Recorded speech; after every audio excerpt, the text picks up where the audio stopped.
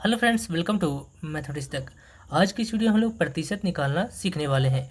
तो सबसे पहले हम लोग प्रतिशत के बेसिक कॉन्सेप्ट को समझेंगे, तब जाकर के क्वेश्चन को बहुत ही सिंपल तरीके से हम लोग सॉल्व कर सकते हैं।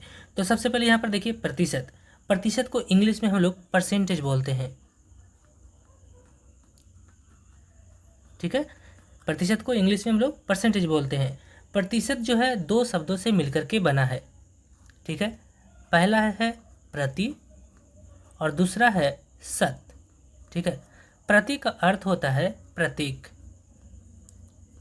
ठीक, और शत का अर्थ होता है 100, यानी कि प्रत्येक 100 में। ठीक है, प्रत्येक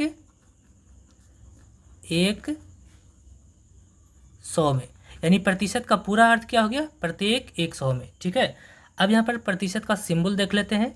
इसका सिंबल जो है इस प्रकार से हम लोग प्रतिशत को लिखते हैं। ठीक है, ये इसका सिंबल हो गया। तो सिंपल भाषा में हम इसे कह सकते हैं कि प्रतिशत एक ऐसा भिन्न है जिसका हर हमेशा 100 होता है, यानी प्रतिशत एक भिन्न है। प्रतिशत एक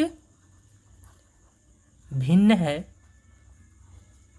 जिसका हर जो है हमेशा 100 होता है। ठीक है, अब हम लोग एग्जाम्पल के माध्यम से देखते हैं कि प्रतिशत के सवाल को कैसे सोल्व करते हैं। ठीक है, चलिए देखते हैं।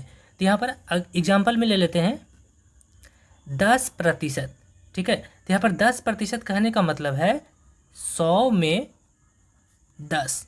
ठीक है, यहाँ पर 10% कहने का मतलब है 100 में 10, यानी कि 10% को हम लोग 10/100 लिखेंगे, चूँकि प्रतिशत का मतलब ही होता है 1/100।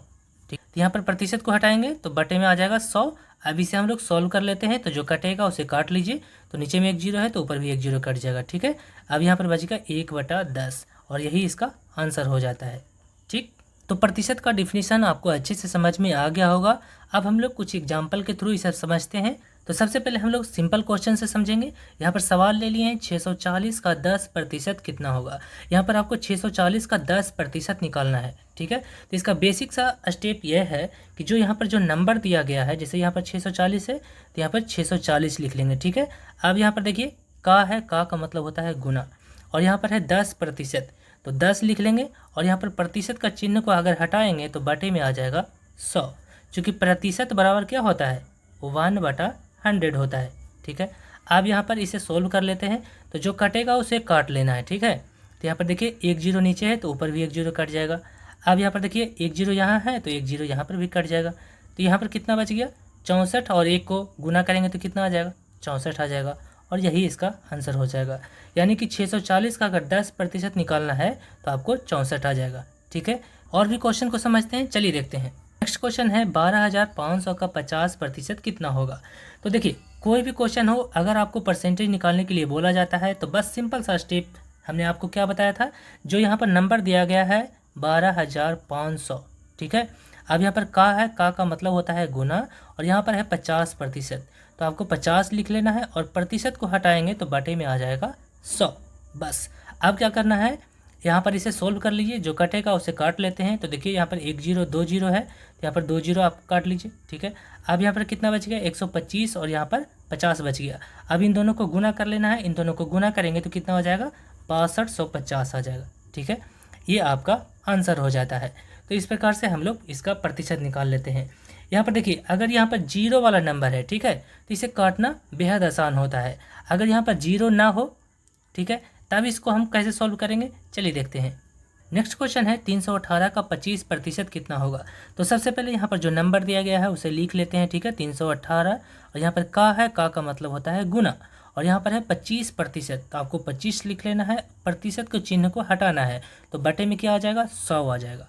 अब यहाँ पर इसे सोल्व कर लेते हैं, तो जो कटेगा उसे काट लीजिए। तो यहाँ पर देखिए 25 और 100 को काटेंगे तो 25 एकम 25 और 25 चौके 100। ठीक है, अब यहाँ पर देखिए 318 को 1 से गुना कर लेना है तो कितना हो जाएगा, 318 हो जाएगा। ठीक है, और बटा में क्या हो जाएगा, 4। अब यहाँ पर 318 में 4 से भाग दे देना है। ठीक है, तो चलिए देखते हैं। तो यहाँ पर 4 से भाग दीजिए 318 में।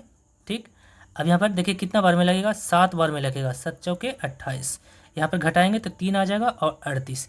इसके बाद फिर 9 चौ 36 होता है तो 9 बार में लगेगा। ठीक, तो यहाँ पर 36 लिखेंगे और घटाएंगे तो कितना आ जाएगा 2 आएगा। यहाँ पर दशमलव देंगे तो एक जीरो लग जाएगा। अब यहाँ पर 4 बचे के 20 हो जाता है, ठीक।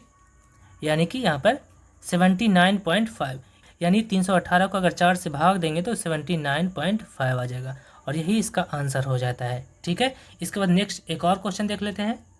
नेक्स्ट क्वेश्चन है 416 का 20% कितना होगा। तो सबसे पहले जो नंबर दिया गया है उसे लिख लेते हैं, ठीक है। यहाँ पर का है, का मतलब होता है गुना, और यहाँ पर है 20%, तो 20 लिखेंगे, प्रतिशत को हटाएंगे तो बटे में आ जाएगा 100, ठीक है। अब यहाँ पर जो कटेगा उसे हम लोग काट लेते हैं, तो यहाँ पर 20 और 100 को काटेंगे तो 20 बचे के 100 हो जाता है, ठीक है।